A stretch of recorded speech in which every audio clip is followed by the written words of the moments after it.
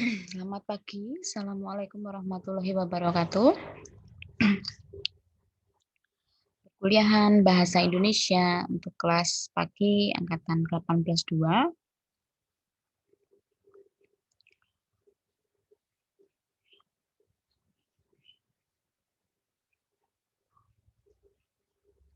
Saya lanjutkan pada materi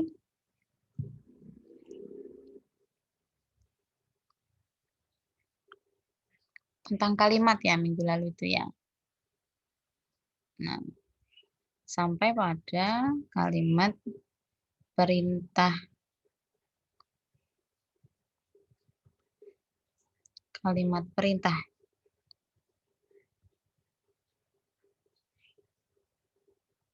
Nah, jadi nanti ketika UTS ataupun UAS ya pada saat ujian itu, apabila menemui pertanyaan yang berbunyi tentang definisi atau jenis-jenis kalimat, Anda disuruh membuat contohnya, jadi jelaskan dengan disertai contoh misalnya. Tolong bunyi kalimat itu jangan sampai sama persis dengan apa yang sudah saya tulis pada contoh kalimat ini. Ya. Buatlah kalimat yang bervariatif dengan pemilihan diksi yang bervariatif sehingga menghasilkan kalimat yang bervariatif. Begitu.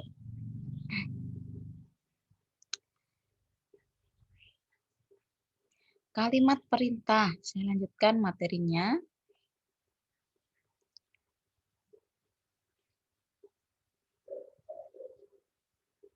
Kalimat perintah atau kalimat imperatif. Kalimat perintah berciri mengungkapkan perintah, baik perintah lembut atau sopan, biasa, keras atau kasar, ajakan, harapan, dan larangan disebut kalimat perintah imperatif.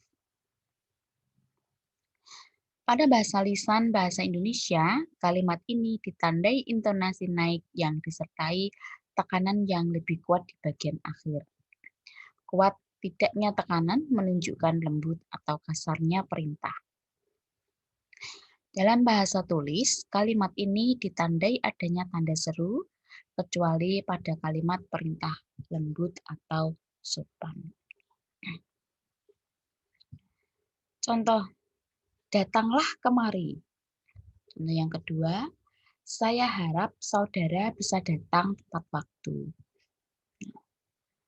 Kalimat perintah dapat dibedakan menjadi kalimat perintah biasa, kalimat perintah halus, kalimat permohonan, kalimat ajakan, kemudian kalimat larangan, dan kalimat pembiaran.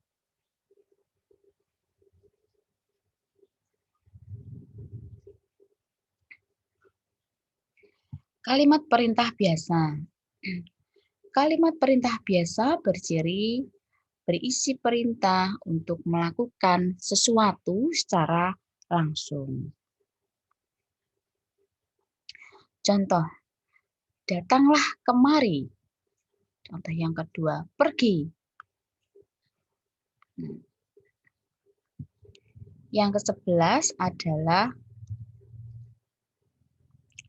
kalimat perintah halus. Kalimat perintah halus berciri perintah disampaikan dalam bentuk permintaan atau persilaan. Contoh, cobalah kamu ke sana. Contoh yang kedua, silakan cicipi masakan kami ini. Yang ke-12 adalah kalimat permohonan. Kalimat permohonan berciri perintah disampaikan dalam bentuk permohonan.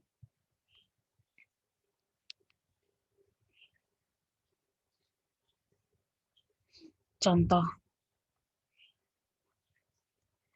saya mohon Bapak berkenan datang kemari.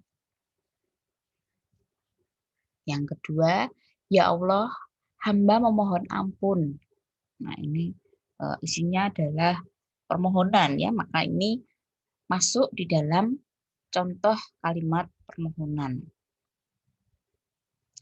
Yang ke-13 adalah kalimat ajakan. Kalimat perintah ajakan berciri perintah disajikan dalam bentuk ajakan. Kalimat perintah ini biasanya ditandai dengan adanya kata yang menyatakan ajakan. Misalnya, ayo, mari, marilah, ayolah.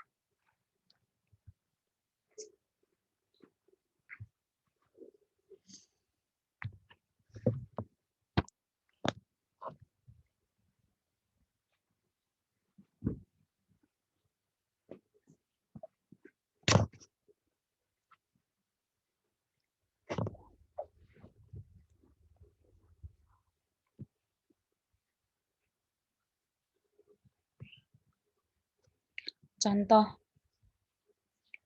ayo datang kemari. Contoh yang kedua, mari kita bantu dia.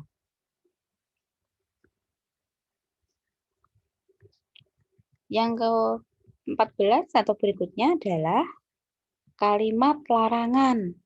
Nah, kalimat larangan berciri isinya berupa perintah untuk tidak melakukan sesuatu. Contoh, jangan datang kemari. Dilarang kencing di sini. Nah, juga ini diperhatikan penulisan di sebagai preposisi atau kata depan, ya. Jadi penulisannya ini adalah dipisahkan. Yang ke-15 adalah kalimat perintah pembiaran. Nah, kalimat perintah pembiaran berciri isinya berupa perintah untuk membiarkan dilakukannya sesuatu oleh pembicara. Contoh, izinkan saya datang ke sana. Contoh yang kedua, perkenankan saya menjamu saudara.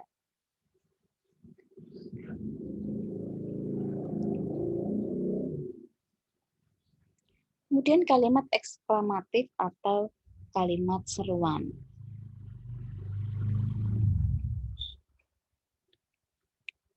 Kalimat eksklamatif berciri mengungkapkan seruan atau perasaan.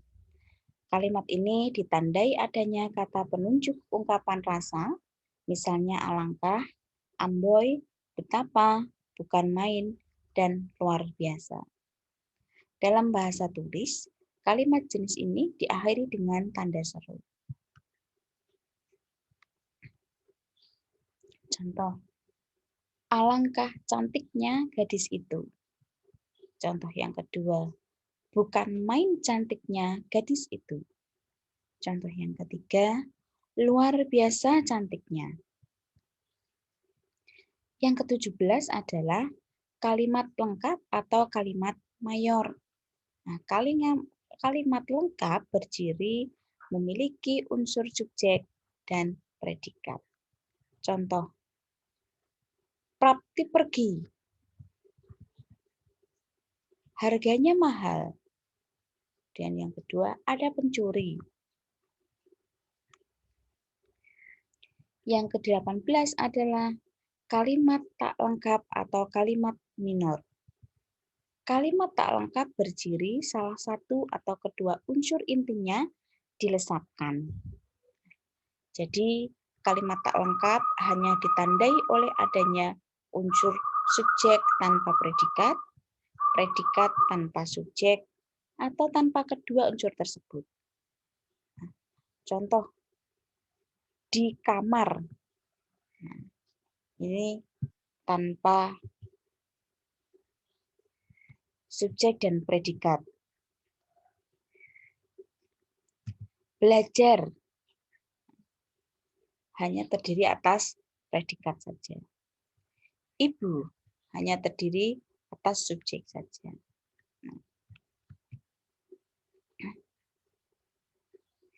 Yang 19 adalah kalimat susun biasa.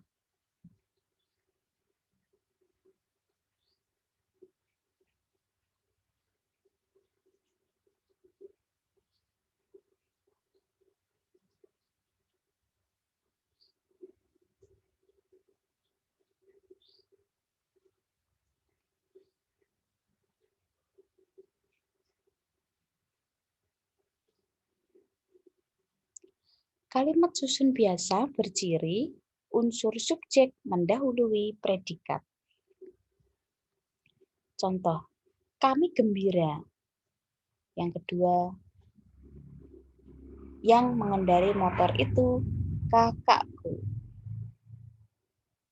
Yang ke-20 adalah kalimat inversi atau susun balik. Kalimat inversi yang predikatnya mendahului subjek disebut kalimat inversi. Contoh, ada ular di rumahku. Nah, tangkap dia. Bagus sekali lagunya.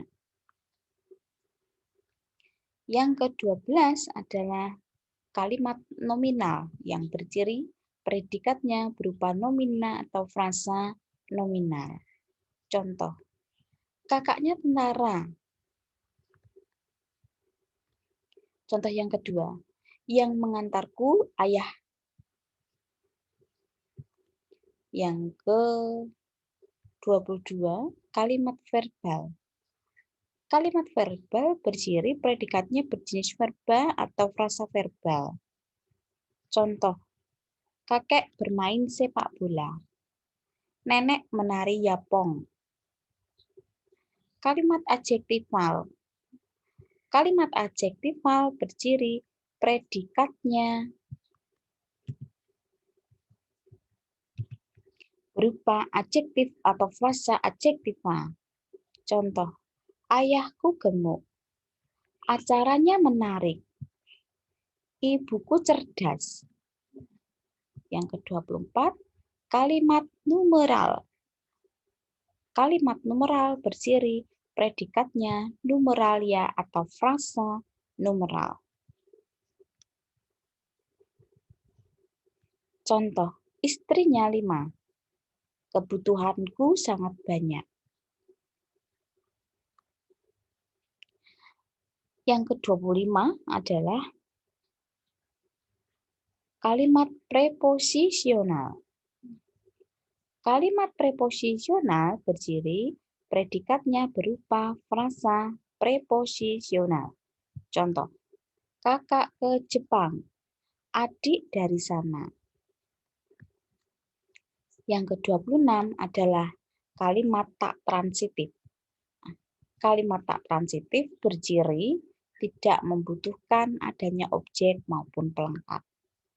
Contoh, adikku lahir, matanya sakit. Yang ke-27, kalimat eka transitif. Kalimat eka transitif berciri membutuhkan adanya objek. Aku menangkap lalat. Yang kedua, Dinda dipanggil gurunya. Yang ke-28 adalah kalimat dwitransitif. Kalimat dwitransitif berciri membutuhkan adanya objek dan pelengkap. Contoh, paman membelikan adik sepatu baru.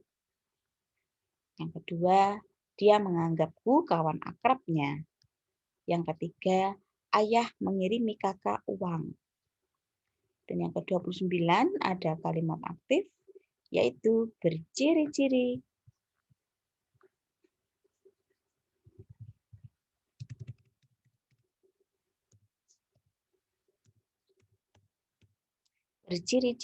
subjeknya memiliki niat untuk melakukan suatu pekerjaan sebagaimana yang disebut dalam predikat. Contoh, pemuda itu melamar pacarnya. Yang kedua, orang itu bunuh diri. Yang ketiga, gadis itu sedang berganti baju. Yang ke-30 ada kalimat pasif. Kalimat pasif berciri subjeknya tidak memiliki niat untuk melakukan sesuatu sebagaimana yang disebut dalam predikat. Contoh, gadis itu dilamar pacarnya. Contoh yang kedua, orang itu meninggal. Contoh yang ketiga, aku terkejut. Jika dicermati, Kalimat yang digolongkan sebagai kalimat aktif atau pasif adalah kalimat yang predikatnya berupa verba atau frasa verba.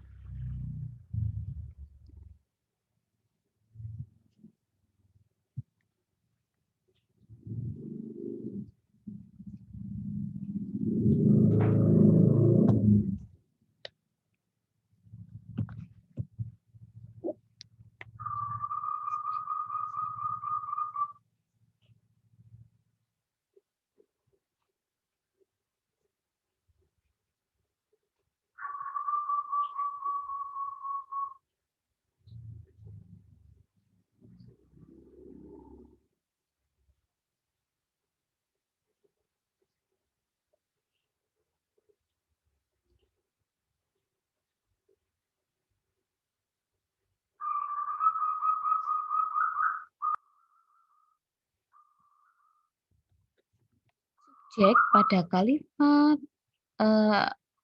subjek pada kalimat, maksudnya kalimat pasif, seperti orang tuanya kaya, kemudian pemandangannya indah, bajumu sangat bagus, anaknya sedikit, tidak dapat digolongkan ke dalam kalimat aktif maupun pasif. Penyebabnya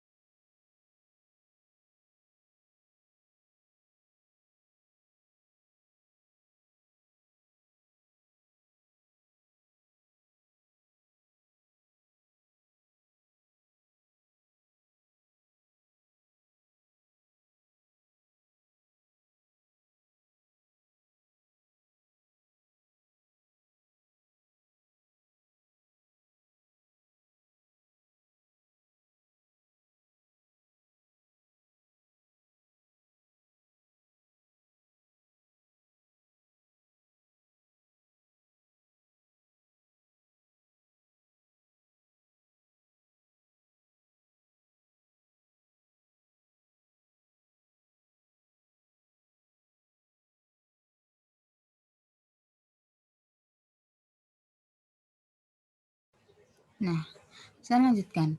Penyebabnya, predikat pada kalimat-kalimat tersebut tidak berupa pekerjaan sehingga tidak dapat dikaitkan dengan ada atau tidaknya niat pada diri subjek. Kalimat inti. Kalimat inti memiliki ciri sebagai berikut. Pertama, hanya memiliki unsur subjek dan predikat. Dan yang kedua, strukturnya normal, subjek mendahului predikat, terdiri atas dua kata. Nah,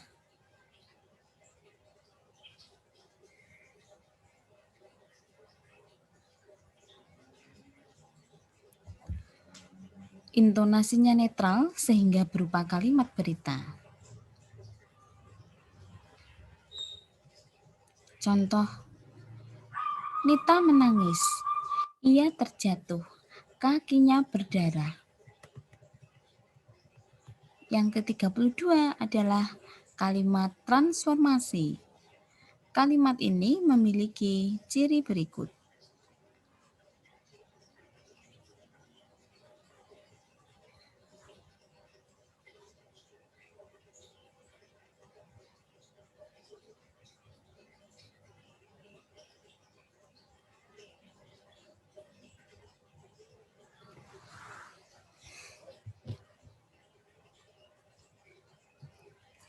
Yang pertama adalah memiliki unsur subjek saja atau predikat saja, atau subjek predikat dan unsur tambahan lain. Ciri yang kedua adalah berstruktur inversi. Yang ciri ketiga adalah intonasinya tidak netral sehingga berupa kalimat tanya, perintah, atau eksklamatif. Dan yang keempat adalah jumlah kata pembentuknya lebih dari 2.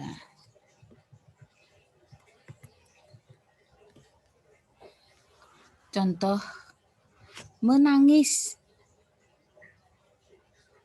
Contoh yang kedua, Nita sedang menangis.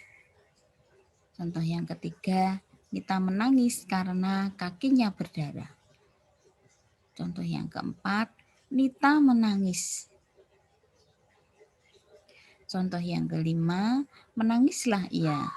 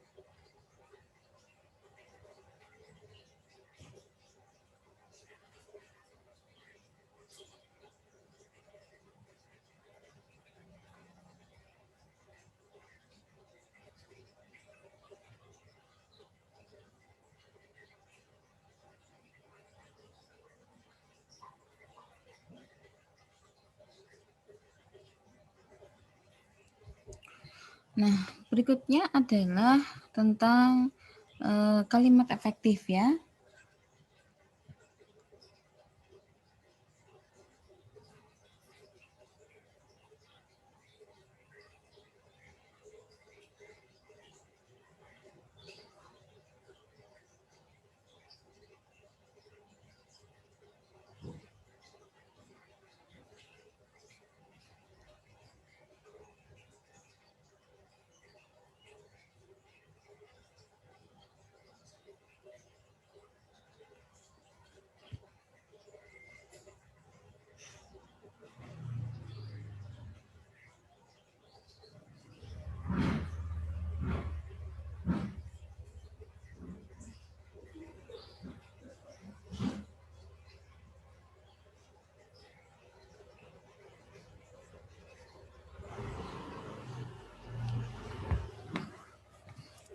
Tentang kalimat efektif.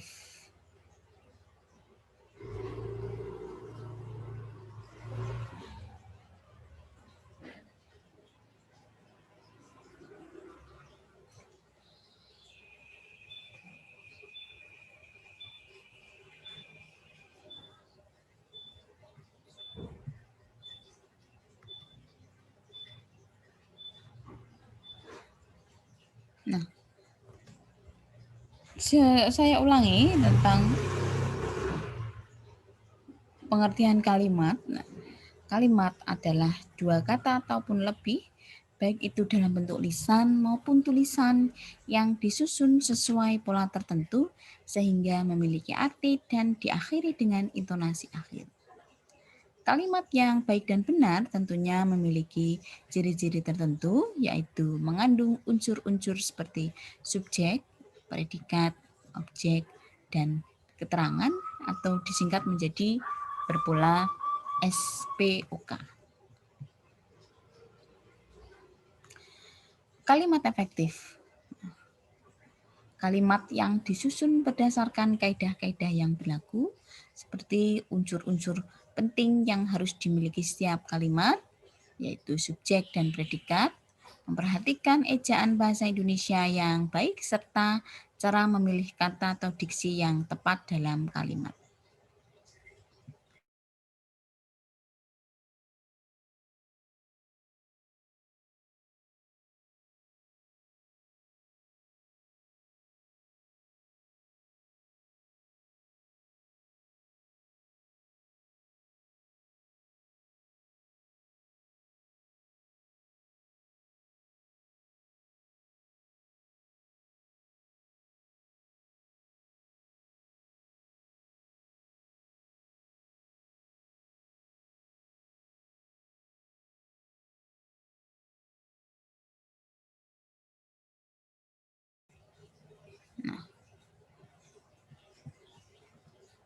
Ciri-cirinya untuk kalimat efektif ini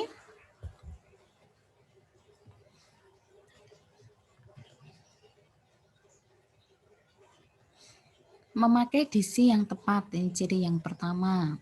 Yang kedua, mempunyai unsur pokok penting, minimal subjek, predikat. Yang ketiga, taat kepada tata aturan ejaan bahasa Indonesia atau EBI yang berlaku. Yang keempat, memakai variasi struktur kalimat. Yang kelima, melakukan penekanan ide pokok. Kemudian yang keenam, diwarnai kehematan. Yang ketujuh, memperhatikan paralelisme.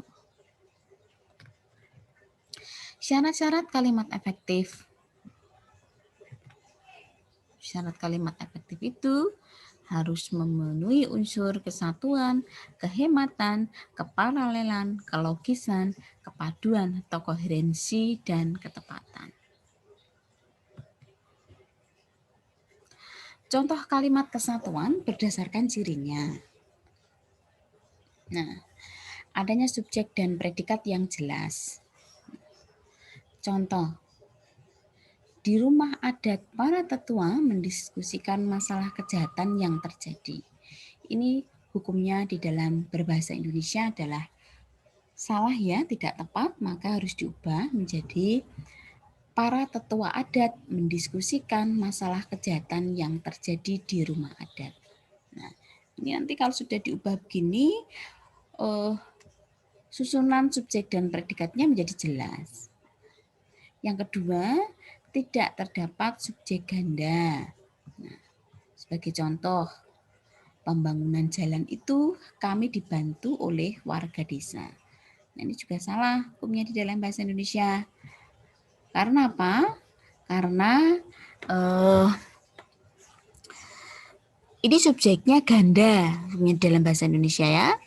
Jadi harus diubah menjadi dalam membangun jalan itu kami dibantu oleh warga desa.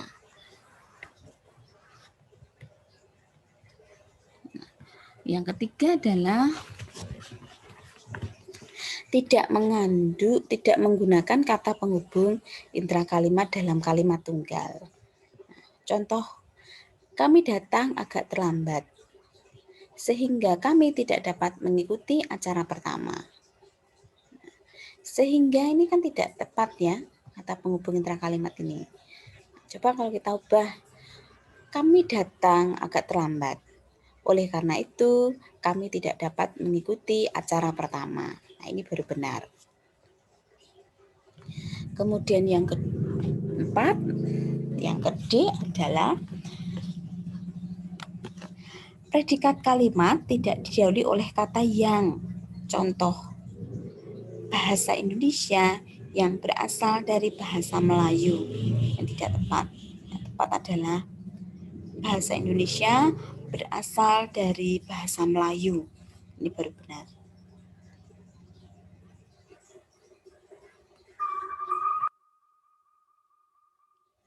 Contoh kalimat kehematan. Karena ia tidak diundang, dia tidak datang ke pesta itu. Salah. Nah, pembetulannya, Karena tidak diundang, dia tidak datang ke pesta itu. Baru benar. Kemudian yang ke B adalah dia hanya membawa badannya saja. Salah. Yang benar, dia hanya membawa badannya. Ini dikatakan salah di dalam berbahasa Indonesia. Karena hanya dan saja ini artinya adalah sama ya, hanya ya saja. Kemudian yang ketiga, contoh yang ketiga, para tamu-tamu, ini salah. Yang kedua, pembetulannya para tamu atau tamu-tamu. Contoh kalimat keparalelan.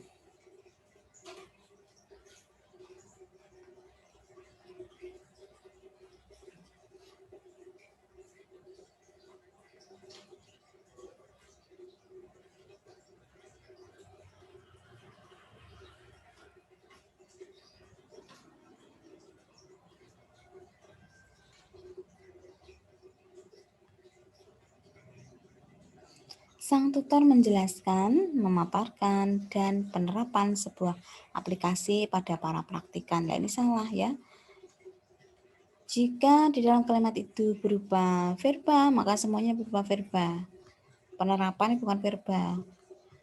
Sang tutor menjelaskan, memaparkan, dan menerapkan sebuah aplikasi pada para praktikan. Ya, ini baru benar. Kemudian contoh kalimat kelogisan. Waktu dan tempat kami persilahkan. Nah, ini juga tidak tepat, tidak logis. Waktu dan tempat itu tidak bisa disilahkan.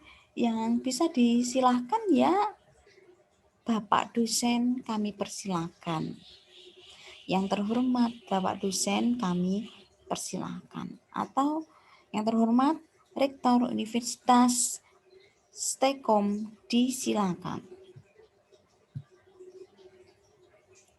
Contoh kalimat koherensi. Ikan memakan adik tadi pagi. Salah. Kedua, adik memakan ikan tadi pagi. Benar. Contoh kalimat koherensi. Mereka membahas daripada kehendak rakyat. Salah. Yang benar, mereka membahas kehendak rakyat.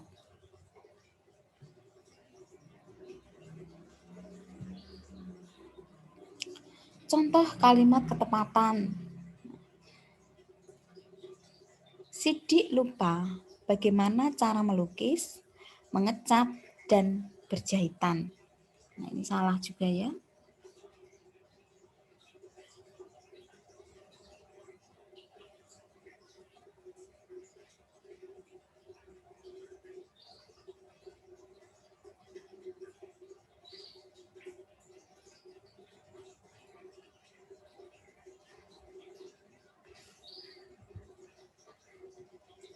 Pembetulannya, Sidik lupa bagaimana cara melukis, mengecat, dan menjahit. Nah, ini benar.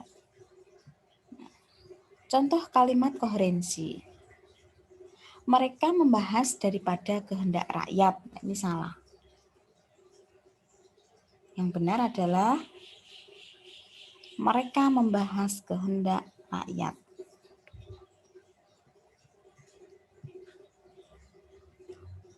Nah, berikut ini adalah contoh kalimat efektif di dalam paragraf. Nah, beberapa kalimat ini ada beberapa yang tidak tepat di dalam penulisan, kemudian susunannya, sehingga menyebabkan beberapa kalimat di dalam paragraf ini menjadi kalimat yang tidak efektif. Silakan dibaca sekitar 5 menit, kemudian nanti belajar untuk membetulkan kalimat yang tidak efektif itu menjadi kalimat yang efektif.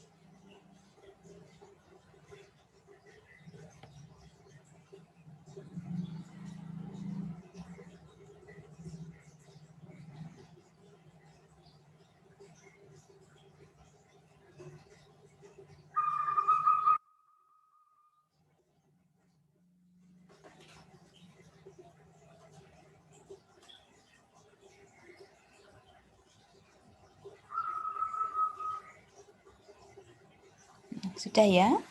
Nah,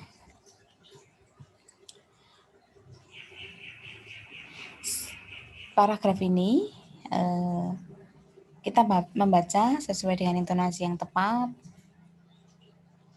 sehingga menghasilkan makna yang jelas di dalam kalimat yang kita baca ini. Saya ini adalah mahasiswa Universitas Gadjah Mada. Kebetulan saya kontrak rumah di daerah Stasiun Tugu. Jadi untuk pergi kuliah, saya harus menggunakan transportasi umum yaitu Trans Jogja. Selain saya, banyak para mahasiswa Gadjah Mada yang tinggal di daerah Stasiun Tugu yang menggunakan fasilitas Trans Jogja sebagai sarana transportasi.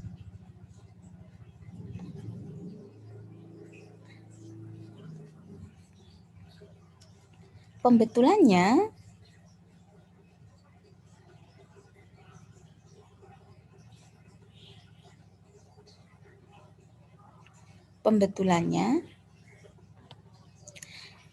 saya adalah mahasiswa Universitas Gadjah Mada.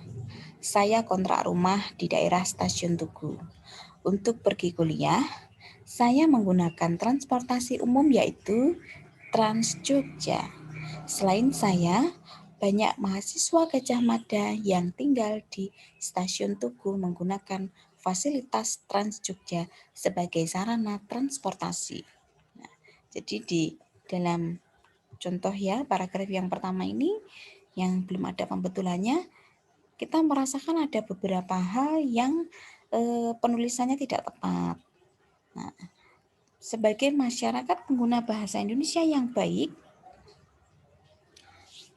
harus bisa membetulkan dari bentuk-bentuk penulisan yang salah sehingga menjadi bentuk penulisan yang tepat, yang sesuai dengan kaidah bahasa Indonesia. Itu ya tentang materi hari ini. Untuk perkuliahan pagi ini saya akhiri. Tetap menjaga kesehatan, berdoa supaya wabah dari penyakit yang ada di dunia ini segera berakhir sehingga kami semua bisa beraktivitas seperti biasanya. Sehat selalu untuk mahasiswa saya dimanapun berada. Saya akhiri pertemuan pagi ini. Selamat pagi. Assalamualaikum warahmatullahi wabarakatuh.